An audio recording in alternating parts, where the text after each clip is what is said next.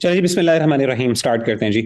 حدیث جو ہماری پہلی ہے آج کی وہ ہے حضرت علی بن ابی طالب رضی اللہ تعالی عنہ سے ادعیۃ الاستفتاح فی الصلاۃ۔ کیا مطلب ہے؟ یعنی نماز کو استفتاح یعنی اس کو کھولنے کے لیے جو دعائیں ہیں وہ کون سی دعائیں ہیں؟ ٹھیک ہے، ادعیۃ الاستفتاح، استفتاح کا مطلب کیا ہے؟ نماز کا آغاز کرنے سے وقت کون کون سی دعائیں پڑھنی چاہیے؟ آپ نے اللہ اکبر کہہ دیا، نماز میں جوائن کر لیا، اب کون کون سی دعائیں ہیں؟ تو ادعیہ دعا کی جمع ہے اور نماز کے اندر استفتاح۔ اچھا، علی بن ابی طالب رضی اللہ تعالی عنہ سے مروی ہے عن رسول اللہ صلی اللہ علیہ وسلم کہ اللہ کے رسول صلی اللہ علیہ وسلم نے فرمایا اذا قام الى الصلاة عن رسول اللہ کے رسول صلی اللہ علیہ وسلم سے مروی ہے کہ انه كان اذا قام الى الصلاة کہ جب اللہ کے رسول صلی اللہ علیہ وسلم نماز کے لیے کھڑے ہوتے قال تو آپ یہ کہتے، کیا کہتے؟ یہ دعا پڑھتے شروع میں، وجہت وجہی للذی فطر السماوات والارض حنیفا وما انا من المسلمین، کہ میں نے اپنا چہرہ متوجہ کر دیا یا اپنا چہرہ میں نے اپنا پھیر لیا الی الذی، اس ذات کی طرف، فطر السماوات جس نے آسمان و زمین کو پیدا کیا، والارض اور زمین، حنیفا یکسو ہو کر، وما انا من المشرکین اور میں مشرکوں میں سے نہیں ہوں، ان صلاتی ونسکی ومحیای ومماتی للہ رب العالمین لا شریک لہ وبذلک امرت وانا اول المسلمین۔ یہ پوری آیت ہے، ٹھیک ہے نا، قرآن مجید کے اندر اللہ تعالیٰ نے ذکر کیا۔ تو انہوں نے کہا کہ یہاں تک وہ کیا کرتے؟ وہ پڑھتے وجہت وجہی الذی فطر السماوات والارض حنیفا وما انا من المسلمین ان صلاتی ونسکی ومحیای ومماتی للہ رب العالمین لا شریک لہ وبذلک امرت وانا اول المسلمین۔ یہاں تک اللہ کے رسول صلی اللہ علیہ وسلم یہ پڑھتے تھے شروع میں جب نماز کو آغاز کرتے، اور یہ بھی کہتے اللہم انت الملک، اے اللہ تو بادشاہ ہے، لا الہ الا انت، نہیں ہے تیرے سوا کوئی معبود، انت ربی، تو میرا رب ہے، وانا عبدک، اور میں تیرا بندہ ہوں، الی آخری ہی، یہ بھی دعا آخر تک۔ تو یہ حدیث ہے صحیح مسلم کے اندر۔ وفی روایت لہ، اور ایک اور روایت کے اندر اس بات کا بھی ذکر ہے، ان ذلک فی صلاۃ اللیل، کہ یہ وہ رات کی نماز میں کہا کرتے تھے۔ مطلب اس ایک روایت میں اس بات کا جنرل ہے، اوپن ہے، اور ایک روایت کے اندر اس کا اضافہ موجود ہے کہ عام طور پہ رات کی جو نماز ہوتی تھی وہاں پہ اللہ کے رسول صلی اللہ علیہ وسلم یہ الفاظ کہا کرتے تھے۔ آگے چلتے ہیں، سیدنا ابو ہریرہ رضی اللہ تعالی عنہ سے مروی فرماتے ہیں کان رسول اللہ صلی اللہ علیہ وسلم اذا کبر الى الصلاۃ سکت ہنیۃ۔ دوسری حدیث ہے، سیدنا ابو ہریرہ رضی اللہ تعالی عنہ فرماتے ہیں کہ اللہ کے رسول صلی اللہ علیہ وسلم جب نماز کے لیے تکبیر کہتے، کبر الى الصلاۃ، نماز کے لیے تکبیر کہتے، سکت ہنیۃ، تو تھوڑی دیر کے لیے، یا ہنیۃ، دونوں ٹھیک ہے، ہنیۃ بھی کہہ سکتے ہیں، ہنیۃ کہہ سکتے ہیں، ٹھیک ہے نا۔ اگر آپ عربی زبان پڑھیں گے تو اس میں تعلیل ہوتی ہے، ٹھیک ہے نا، عربی زبان کے اندر یہ تعلیلات کے چیپٹر کے اندر ہی ہوتا ہے کہ دونوں الفاظ کہے جا سکتے ہیں، ہنیۃ بھی کہا جا سکتا ہے، ہنیۃ بھی کہا جا سکتا ہے۔ بہرحال جب آپ تکبیر کہتے تو آپ کچھ دیر کے لیے، ہنیۃ تھوڑی دیر کے لیے، سکت خاموش ہو جاتے۔ ظاہر آپ کو پتا کہ امام صاحب بھی اللہ اکبر کہتے ہیں، تھوڑی دیر کے لیے خاموش ہوتے ہیں، قبل ان یقرأ، اس سے پہلے کہ وہ تلاوت کریں یا قرات کریں۔ فسألتہ، تو میں نے آپ سے پوچھا، فقال، تو آپ نے فرمایا، اقول، میں نے پوچھا اللہ کے رسول آپ یہ جب خاموش ہوتے ہیں شروع میں تو آپ کیا پڑھتے ہیں وہاں پہ؟ تو آپ نے فرمایا کہ میں یہ پڑھتا ہوں اللہم باعد بینی، اے اللہ دور کر دے میرے، بینی و بین خطایا، اور میرے گناہوں کے درمیان، اللہ تعالیٰ دوری ڈال دے میرے اور میرے گناہوں کے درمیان، کما باعدت بین المشرق والمغرب، جیسے کہ تو نے دوری ڈالی مشرق اور مغرب کے درمیان۔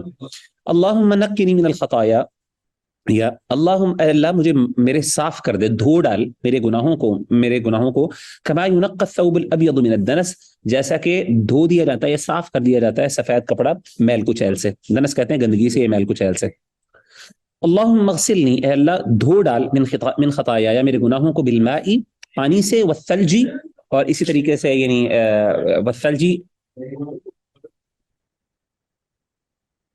برف سے، ثلج کہتے ہیں ثلاجہ عربی زبان میں، یہ اسے کہتے ہیں ثلاجہ عربی زبان میں نا، اسے کہتے ہیں یہ جو فریج ہوتا ہے اس کو، یعنی ثلج یعنی برف سے، والبرد، اور اس طریقے سے اولوں سے، اولے ہوتے ہیں نا ان کو برد کہتے ہیں، برد آپ پتہ ہے عربی زبان میں ٹھنڈک کو بھی کہتے ہیں، تو ثلج کہتے ہیں یعنی برف سے، اور برد کہتے ہیں اولوں کو، یعنی ٹھنڈی چیز سے دھو دیں، برف سے اولوں سے دھو ڈال۔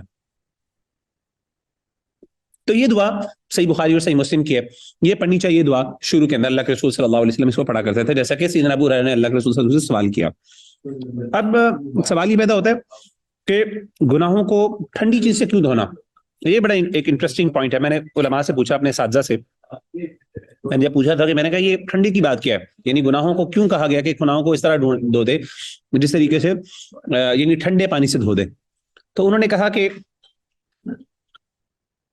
گناہ جو ہے وہ ایک حرارت کا باعث بنتے ہیں، جہنم کا باعث بنتے ہیں، آگ کا باعث بنتے ہیں.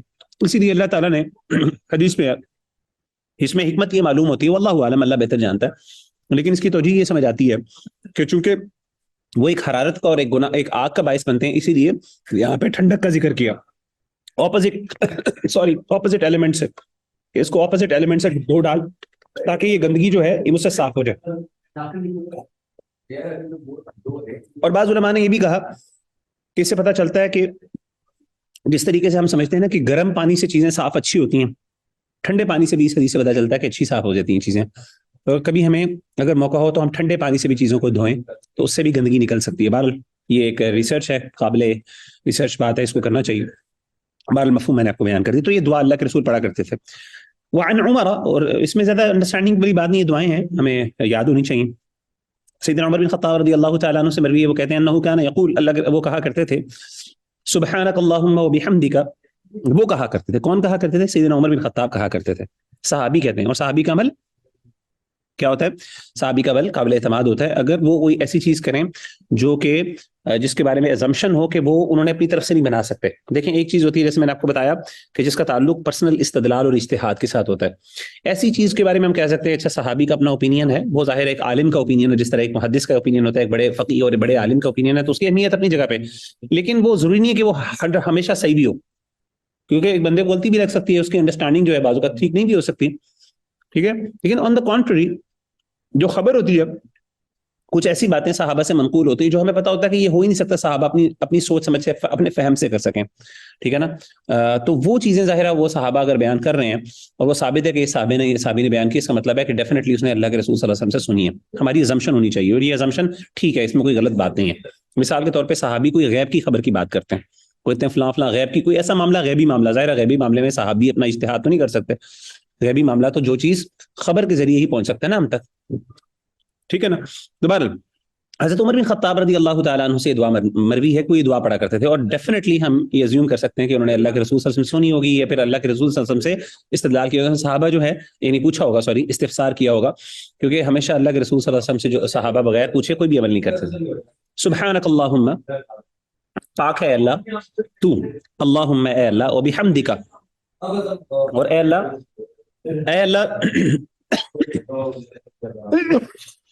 ایک منٹ، اے اللہ تو پاک ہے، سبحانک اللہم، اے اللہ تو پاک ہے ہر گندگی سے، ہر برائی سے، ہر نقص سے. وبحمدک، اور اللہ سب تعریفیں تیرے لیے ہیں. تبارک اسمک، تیرا نام بہت بابرکت ہے. وتعالی جدک، اور تیری جو وہ ہے تیری بزرگی، تو بہت بلند بزرگی والا ہے. ٹھیک ہے نا، تیری جو بزرگی ہے بہت بلند ہے، تیری کبریائی بہت بڑی ہے. ولا الہ غیرک، اور تیرے علاوہ کوئی الہ بھی نہیں، معبود نہیں ہے. رواہ مسلم، اس کو امام مسلم نے ذکر کیا بسند منقطع، ایک منقطع سند کے ساتھ. والدارقطنی، اور امام دارقطنی نے اس کو موصولا وهو موقوفا، موصولا بیان کیا. موصول کا مطلب یہ ہے انہوں نے اس کو اللہ کے رسول صلی اللہ علیہ وسلم کی طرف منسوب کر کے بیان کیا، حالانکہ یہ حدیث موقوف ہے. آگے ہم ڈسکس کریں گے موقوف اور موصول روایت کیا ہوتی ہے. موصول وہ روایت ہوتی ہے جو صحابی تک ثابت ہوتی ہے، صحابی سے آگے ثابت نہیں ہوتی، یعنی صحابی کا قول ہوتا ہے وہ نبی صلی اللہ علیہ وسلم کے لیے، نبی صلی اللہ علیہ وسلم کی طرف اس کی نسبت ٹھیک نہیں ہوتی. تو امام دارقطنی نے اس کو موصولاً بیان کیا، لیکن ابن حجر چونکہ محدث ہیں، جرح تعدیل کے بھی امام ہیں، تو وہ کہتے ہیں کہ اصل میں حدیث موقوف ہے، یعنی یہ سیدنا عمر بن خطاب کا ہی قول ہے، یہ اللہ کے رسول صلی اللہ علیہ وسلم کی طرف سے اس کی نسبت جو ہے نا وہ ٹھیک نہیں ہے. اور امام مسلم نے اس کو منقطع سند کے ساتھ، یعنی انقطاع ہے سند کے اندر، چین آف نریشن کے اندر انقطاع ہے. آگے ہم انشاءاللہ بیان کریں گے چین آف نریشن کے اندر انقطاع کا مطلب کیا ہوتا ہے جب ہم اصول حدیث کے آگے پڑھ رہے ہوں گے اصطلاحات. ٹھیک ہے. اچھا جی، اگلی حدیث ہے جی مشروعیت الاستعاذہ فی الصلاۃ، استعاذہ فی الصلاۃ، نماز کے اندر اعوذ باللہ پڑھنے کی مشروعیت. مشروعیت کا مطلب یہ ہے کہ اس کا جو ہے نا شریعت کے اندر اس کا حکم ہے. کہتے ہیں یہ چیز مشروع ہے، کیا مطلب ہے؟ شریعت نے اس کا ہمیں پابند کر دیا ہے. مشروعیت کا مطلب کیا ہے؟ پابندی جو شریعت کی طرف سے ہو. الاستعاذہ، استعاذہ کہتے ہیں اعوذ باللہ کو، کیونکہ اس انسان کیا کرتا ہے؟ اللہ تعالیٰ سے استعاذہ یعنی اللہ کی پناہ میں آتا ہے. فی الصلاۃ، نماز کے اندر. ونحوہ، اور اسی طریقے سے عن ابی سعید مرفوعا عند الخمسہ، اور ابو سعید الخدری رضی اللہ تعالیٰ عنہ نے اس حدیث کو مرفوعا بیان کیا عند الخمسہ، 5 وہ جو محدثین ہیں جن کی کتابوں کو پہلے بھی انہوں نے ذکر کیا، اصطلاح آپ نے پہلے بھی پڑھی ہے، سمجھی ہوئی ہے. وفیہ اور اس حدیث میں کیا ہے مرفوعا، یاد رکھیے گا مرفوع حدیث وہ ہوتی ہے جو اللہ کے رسول تک پہنچے، جس کی سند اللہ کے رسول تک پہنچے. موقوف وہ حدیث ہوتی ہے جو صحابی تک پہنچے، جو صحابی تک تو ثابت ہو، آگے اس کی نسبت اللہ کے رسول سے ثابت نہ ہو. مرفوع حدیث ہے جو ڈائریکٹلی اللہ کے رسول تک پہنچ جائے اس کی سند. وکان یقول بعد التکبیر، اللہ کے رسول یعنی مرفوعا ہے، مرفوع کا مطلب کیا ہے؟ اوبویسلی اللہ کے رسول صلی اللہ علیہ وسلم. موقوف کا مطلب ہے صحابی تک. اچھا جی، مرفوع کا مطلب ہے کہ اللہ کے رسول صلی اللہ علیہ وسلم بعد التکبیر یہ کہا کرتے تھے اعوذ باللہ السمیع العلیم، میں پناہ میں آتا ہوں اللہ کی، السمیع العلیم جو بڑا سننے والا ہے، جاننے والا ہے، من الشیطان الرجیم کس کے شر سے پناہ میں آتا ہوں؟ شیطان، ایسے شیطان کے جو مردود ہے. من ہمزہ ونفخہ ونفثہ، ہمزہ کا مطلب کیا ہے؟ اس کے وسوسوں سے، ونفخہ اس کے پھونکنے سے، اور تیسرا ونفخہ اس کے پھونکنے سے، ونفثہ اور اسی طریقے سے اس کے اشعار سے. یہ 3 چیزیں، من ہمزہ ونفخہ ونفثہ. ہمز کہتے ہیں، ہمز نا عربی زبان میں جیسے ویل لکل ہمزۃ لمزہ، ہمز کہتے ہیں کہ کسی کے کان میں خسر خسر کرنا. تو obviously شیطان کیا کرتا ہے؟ ہمارے دل کے اندر جا کے خسر خسر کرتا ہے، وسوسہ ڈالتا ہے. ہمز کہتے ہیں اس کو، ٹھیک ہے نا. اچھا ونفخہ، نفخ کہتے ہیں، نفخہ کا مطلب ہوتا ہے پھونکنا، پھونک مارنا. تو کیا مطلب ہے؟ شیطان پھونک مارتا ہے ہمارے اندر. پھونک مار کے کیا کرتا ہے؟ علماء کہتے ہیں اس سے مراد یہ کہ انسان کے شیطان کے تکبر کی وجہ سے شیطان کیا کرتا ہے؟ انسان کے دل میں ایسے وسوسے لے کے آتا ہے. اوبویسلی جب آپ نماز پڑھ رہے ہیں تو اب آپ کے ذہن میں کیا آ رہا ہے؟ آپ اپنے آپ کو ایک بڑا سمجھ رہے ہیں، اچھا یار میں نماز پڑھ رہا ہوں، لوگ آس پاس دیکھ رہے ہیں، بڑا نمازی آدمی ہے.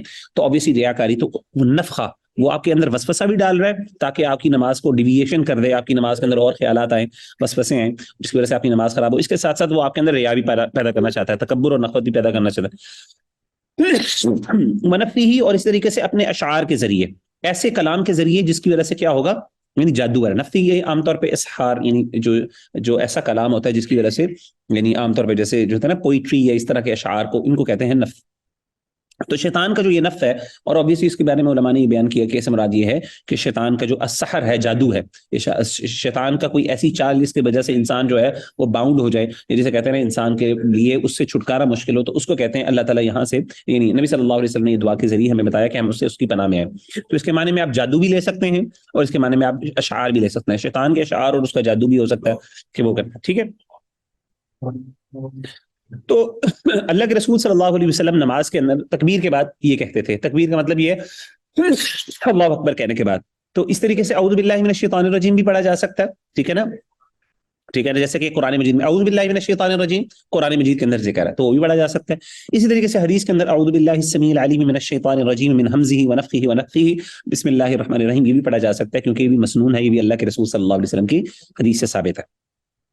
تو اس میں زیادہ ظاہر ڈسکشن والی بات نہیں ہے، اس میں مختلف جو ہے نا بس یہ ڈسکشن ہے کہ یہ چیزیں بھی ثابت ہیں اور ہم یہ بھی پڑھی جا سکتی ہیں نماز کے اندر. اور اگر کوئی پڑھ رہا ہو تو آپ نے پریشان نہیں ہونا اس بارے میں کہ یہ حدیث کی اس سنت کے خلاف کام کر رہا ہے. نہیں، یہ سنت کے عین مطابق ہے، اور ہمیں چاہیے کہ ہم اس طرح کی چیزیں کریں تاکہ زیادہ سے زیادہ سنت جو ہے نا اس پر عمل ہو سکے. شیء من صفت الصلاۃ النبی، اب اللہ کے رسول صلی اللہ علیہ وسلم جو ہے ان کی، نبی صلی اللہ علیہ وسلم کی نماز کی کچھ کوالٹیز یا کیریکٹرسٹکس کا ذکر ہوگا. اللہ کے رسول کی کیریکٹرسٹکس کا ذکر ہوگا. سیدہ عائشہ رضی اللہ تعالی عنہ سے ہے، وہ فرماتی ہیں کان رسول اللہ صلی اللہ علیہ وسلم، اللہ کے رسول صلی اللہ علیہ وسلم یستفتح الصلاۃ بالتکبیر، پہلی بات ہے نماز کا آغاز کرتے تھے تکبیر کے ساتھ. استفتاح کا مطلب ہوتا ہے نماز کو کھولنا کسی چیز کو. تو نماز کا آغاز کرتے تھے کسی سے؟ بالتکبیر، تکبیر کے ساتھ، یعنی اللہ اکبر کے ساتھ. والقراءہ، اور قراءت کے ساتھ، یعنی شروع کے اندر اللہ کے رسول تکبیر اللہ اکبر کہتے اور پھر قراءت کرتے. کس چیز کی قراءت کرتے؟ بحمد اللہ رب العالمین، الحمدللہ رب العالمین کے ساتھ، سورہ فاتحہ کے ساتھ. تو سب سے پہلے obviously ہم اللہ الحمدللہ رب العالمین کیوں پڑھتے ہیں ہر نماز کے اندر؟ کیونکہ اللہ کے رسول یہ کرتے تھے. اچھا، وکان اذا رکع، جب آپ رکوع کرتے، لم یشخص رأسہ ولم یصوبہ ولکن بین ذلک، اس کا مطلب یہ ہے لم یشخص رأسہ کا مطلب یہ ہے کہ اپنا سر نہ زیادہ اونچا کرتے اور نہ آپ اس کو بہت زیادہ جھکاتے، ولیکن بین ذالک، لیکن آپ اس کے درمیان رکھتے، اعتدال رکھتے، ٹھیک ہے. تو جب رکوع کرنا ہے، اس حدیث سے استدلال کیا بعض علماء نے کہ جب انسان رکوع کر رہا ہو تو اس کی کمر بالکل سیدھی ہو، اس کا جو سر ہے وہ بہت زیادہ جھکا نہ ہو اور نہ ہی وہ بہت زیادہ کھڑا ہو، بالکل سیدھی اس کی کیا ہو، اس کی کمر ہو. بالکل آپ سمجھ لیں کہ ایل فارم کے اندر، یا آپ اسی طریقے سے 90 ڈگری اینگل جو ہوتا ہے اس کے اندر آپ نے کیا کرنا ہے کہ رکوع کرنا ہے. خاص طور پہ جب جو بندہ استطاعت رکھتا ہے جو کر سکتا ہے، ظاہر ہے جس کی کمر کا مسئلہ ہے، تکلیف کا مسئلہ ہے، درد کا مسئلہ ہے، کسی اور وجہ سے وہ بیچارہ نہیں کر پاتا تو اس کو گنجائش ہے اس کے لیے. لیکن جو بندہ ٹھیک ہے، نارمل ہے، جو کر سکتا ہے، اس کو چاہیے کہ وہ بالکل پلین اس کی کمر سیدھی ہو. کیونکہ آپ صلی اللہ علیہ وسلم کا چہرہ سر مبارک نہ تو بہت اوپر ہوتا تھا نہ آپ کا بہت نیچے ہوتا تھا، بلکہ درمیان میں ہوتا تھا. وَكَانَ إِذَا رَفَعَ مِنَ الرُّكُوعِ، اور جب آپ کھڑے ہوتے رکوع سے، لم یسجد حتی یستوی قائما، تو تب تک آپ سجدہ نہیں کرتے یہاں تک کہ اچھی طرح پراپر سیدھا کھڑے نہ ہو جاتے. ہم پہلے بھی اس بارے میں پڑھ چکے ہیں.